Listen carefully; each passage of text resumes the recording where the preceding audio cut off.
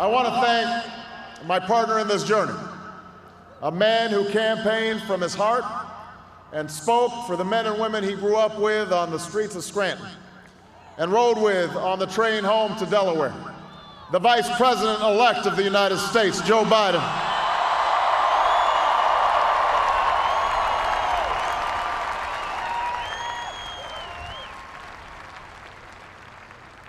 And I would not be standing here tonight without the unyielding support of my best friend for the last 16 years, the rock of our family, the love of my life, the nation's next First Lady, Michelle Obama.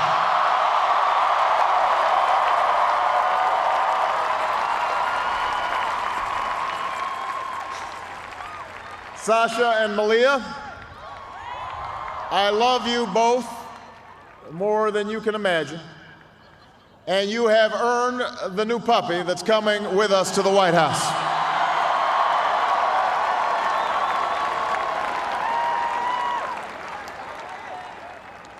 And while she's no longer with us, I know my grandmother's watching, along with the family that made me who I am. I miss them tonight. I know that my debt to them is beyond measure. To my sister Maya, my sister Alma, all my other brothers and sisters, thank you so much for all the support that you've given me. I am grateful to them.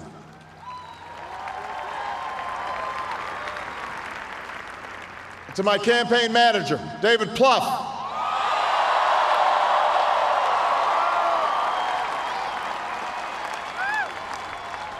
the unsung hero of this campaign, who built the best political campaign, I think, in the history of the United States of America. To my chief strategist, David Axelrod,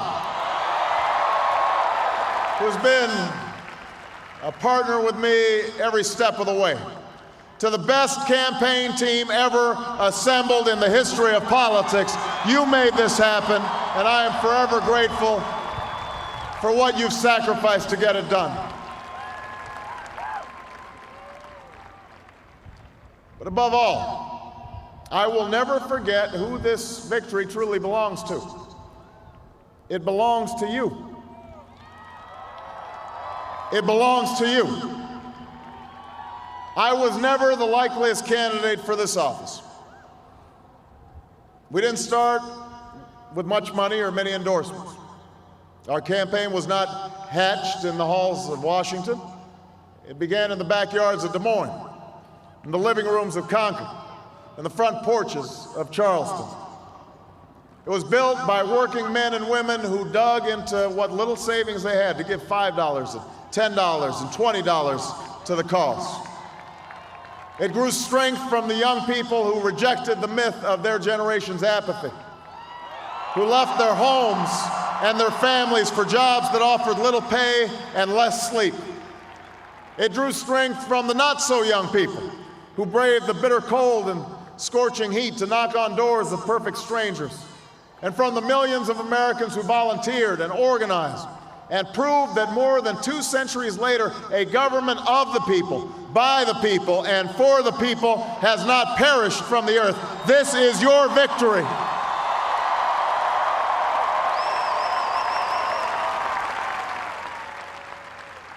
Now, I know you didn't do this just to win an election. And I know you didn't do it for me. You did it because you understand the enormity of the task that lies ahead. For even as we celebrate tonight, we know the challenges that tomorrow will bring are the greatest of our lifetime. 2 wars, a planet in peril, the worst financial crisis in a century. Even as we stand here tonight, we know there are brave Americans waking up in the deserts of Iraq and the mountains of Afghanistan to risk their lives for us. There are mothers and fathers who will lie awake after their children fall asleep and wonder how they'll make the mortgage, or pay their doctor's bills, or save enough for their child's college education.